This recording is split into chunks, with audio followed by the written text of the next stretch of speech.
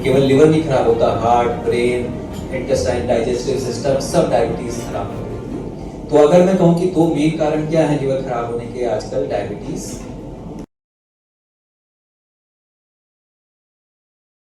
ये इसलिए हुआ है कि ताकि हम लोग जो मोटापा है, डायबिटीज है, उस पर फोकस ज्यादा करें। वरना क्या होता है कि फैटी लिवर आजकल सभी का है।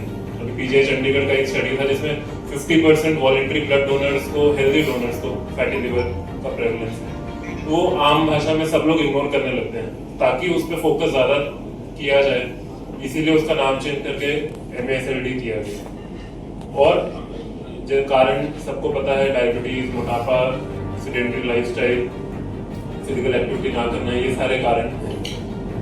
अब इनसे लिवर खराब हो जाता है, जैसे डॉक्टर शाली ने बताया, पीलिया हो रहा है, पेट में पानी बन रहा है और बेहोशी हो रही है, ब्लीडिंग हो रही है। उस केस में फिर हमें लिवर ट्रांसप्लांट करना पड़ता है।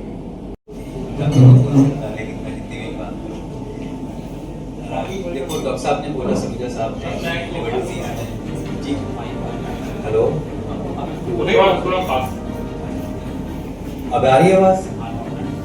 तो डॉक्टर समीजा ने ऑलरेडी एक इंट्रोडक्शन दे दिया है कि लिवर क्यों खराब हो रहा है, उसमें मोटापा सर ने बताया कि सबसे कॉमन कॉजेज में। तो बस इसमें मैं यही ऐड करूंगा कि बच्चों में और बड़ों में लिवर खराब होने के अलग अलग रीजंस होते हैं।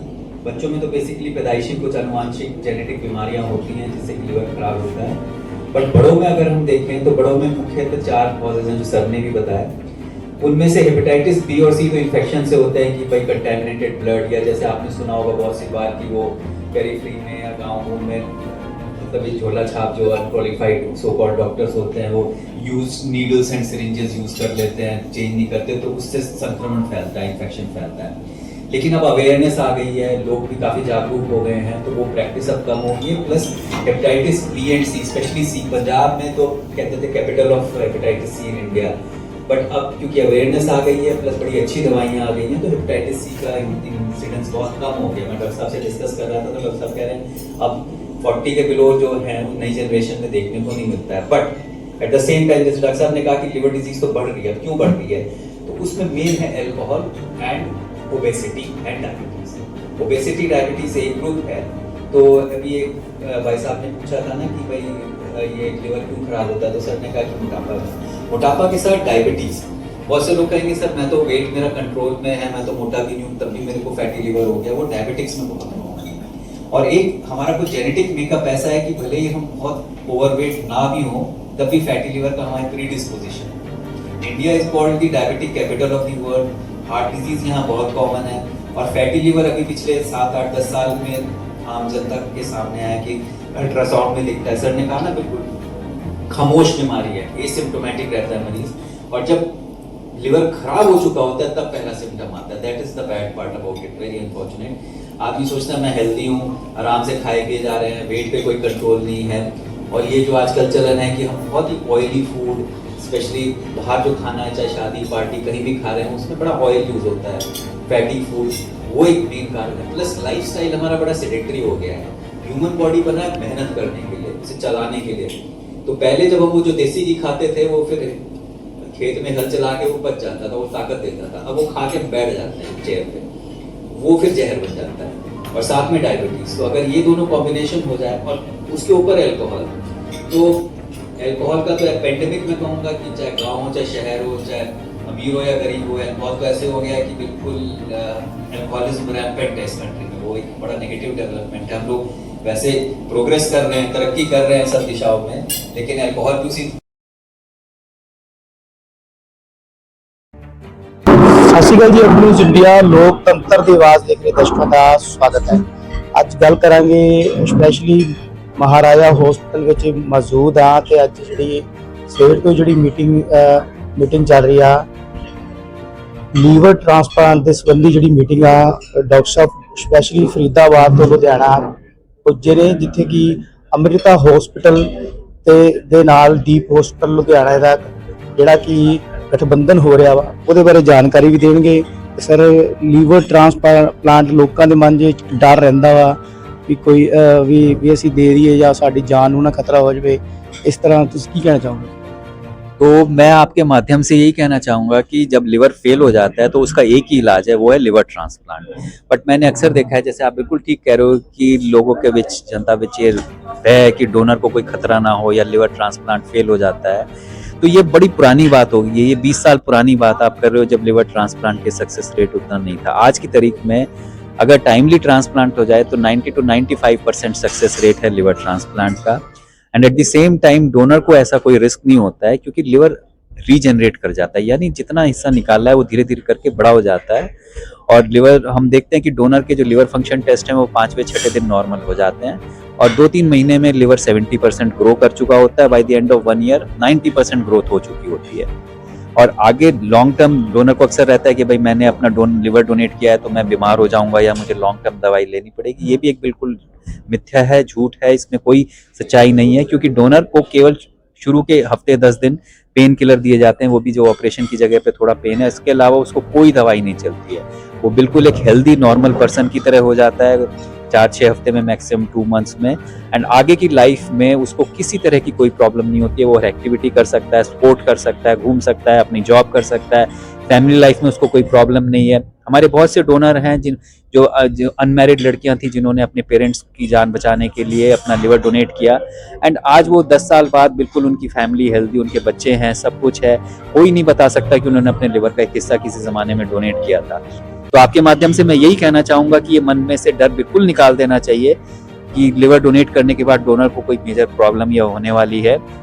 ये जरूर है कि ओकेजनली रेयर केसेस में डोनर प्रॉब्लम्स रिपोर्ट की गई है, बट उनको इतना ज्यादा बढ़ा चढ़ा के दिखाया जाता है कि वो एक नेगेटिव जो है पिक्चर बन जाती है। बट आई मस्ट टेल कि लिवर प्रॉब्लम किसी भी दुनिया में किसी भी चीज में हो सकती है। आप सड़क पे जा रहे हो, एक्सीडेंट हो जाता है, जान चली जाती है, उतना ही रिस्क है कि अगर आप डोनर हैं और आपको कुछ प्रॉब्लम हो जाए। Otherwise it's a very safe surgery. Long term में उसके कोई प्रॉब्लम्स नहीं है, लॉन्ग टर्म में कोई दवाई नहीं लेनी पड़ती है, and at the same time आपका जो सगा संबंधी, आपका नियर एंड डियर वन है, आपने उसकी जान बचाई। तो डोनर्स को बड़ा, मैंने देखा लॉन्ग टर्म में दे फील वेरी ग्रेटिफाइड। उन्हें मन में बड़ी खुशी होती है कि उन्होंने अपने किसी नियर एंड वन के अपना एक हिस्सा दे के लिवर का उसकी जान बचाई है, जो कि अदरवाइज बिल्कुल डेथ बेड पे था। तो liver transplant is a very successful operation. Sir, ज़्यादातर आपने मीडिया को संबोधन करते हुए यही बोला भी, पुरातन समय में ज़्यादातर देखा जाता था लोग देसी घी वगैरह खाते थे, उसको कंज्यूम भी करते थे, वर्जिश करते थे, खेतों में काम करते थे। आज क्या कारण है भी लोग ज़्यादा जंक फूड खा रहे हैं, या इसके भी कोई वो हो सकते कारण? तो मैं यही कहना चाहूंगा कि हम लिवर की जो बीमारियां हैं ज़्यादा प्रिवेंटेबल हैं, यानी उन्हें रोका जा सकता है थ्रू प्रॉपर लाइफस्टाइल। आजकल हमारे लाइफस्टाइल ऐसे हो गए हैं कि हम ज़्यादातर बैठे रहते हैं। पहले लोग बहुत वर्जिश करते थे, खेलते कूदते थे, खेतों में काम करते थे, यानी अपने शरीर को बहुत थकाते थे। आजकल हमारा खाना तो ज़्यादा हो गया, पहले से ज़्यादा खाने लगे हैं, ऊपर से खाने की क्वालिटी खराब हो गई है, कंटेमिनेटेड खाना हो गया, ऊपर से जंक फूड बहुत खाने लगे हैं। रेस्टोरेंट में, शादियों पार्टियों में जो तेल घी वाली चीज़ें, वो उनका कंजम्पशन बहुत ज़्यादा हो गया है, फल सब्जियों का कंजम्पशन कम हो गया है। तो इन सब के चलते लिवर की बीमारी बहुत बढ़ गई है। तो लिवर की बीमारी से बचने का रास्ता बड़ा सिंपल है, अपना खाना कंट्रोल करो, उसमें चिकनाई की मात्रा, मीठे की मात्रा कम करो, टॉफी, चॉकलेट, मिठाइयाँ, कोल्ड ड्रिंक, ये सब बंद करो, शराब पीना कम से कम, यानी मैं तो कहूँगा कि बिल्कुल बंद करना चाहिए। शराब तो शरीर के लिए जहर है, उससे सबसे ज़्यादा लिवर खराब हो रहे हैं। ऊपर से अपना मोटापा कंट्रोल करो, उसका बेस्ट मोटापा कम कैसे करो? खाना कम, एक्सरसाइज ज़्यादा, यानी कि जितना ले रहे हो उसे बर्न करो, नहीं तो वो सब लिवर में जमता है चर्बी बन के और लिवर को खराब करता है। तो लिवर डिजीज को तो बड़ी आसानी से प्रिवेंट किया जा सकता है। देसी घी बड़ी अच्छी चीज़ है, मैं नथिंग अगेंस्ट देसी घी, बल्कि वो तो सबसे अच्छा जो मैं कहूँगा कि फैट का सोर्स है, बट प्रोवाइडेड कि you can utilize it through exercise. तो जो खाया है उसे वर्जिश करो, तो उससे वो ताकत बनेगा, और अगर बैठे रहोगे तो बीमारी बनेगी। सर, जैसे कि देखा जाता है भी ज़्यादातर जिसको डायबिटीज़ की बीमारी होती है, उसके रहते हुए जो व्यक्ति है लिवर डोनेट करना कर सकता है डायबिटीज़ वाला? डायबिटीज डोनर्स यूजुअली हम अवॉइड करते हैं, लेकिन जैसे डोनर भाई फैमिलीज छोटी हो गई हैं, डोनर नहीं मिल रहा है, तो जिन लोगों की डायबिटीज कंट्रोल है उनकी हम पूरी जांच करते हैं। अगर उनका लिवर हेल्दी है तो डायबिटिक डोनर्स भी सेफ हैं और उनको भी लॉन्ग टर्म में कोई प्रॉब्लम नहीं होती है। बट यहाँ उसमें हमें इंश्योर जरूर करना होता है कि डायबिटीज वेल कंट्रोल्ड हो और उनका लिवर हेल्दी हो, क्योंकि डायबिटीज वालों का अक्सर खुद का लिवर फैटी होता है, तो उसमें हमें जांच ज्यादा करके इंश्योर करना होता है कि उनका लिवर हेल्दी है।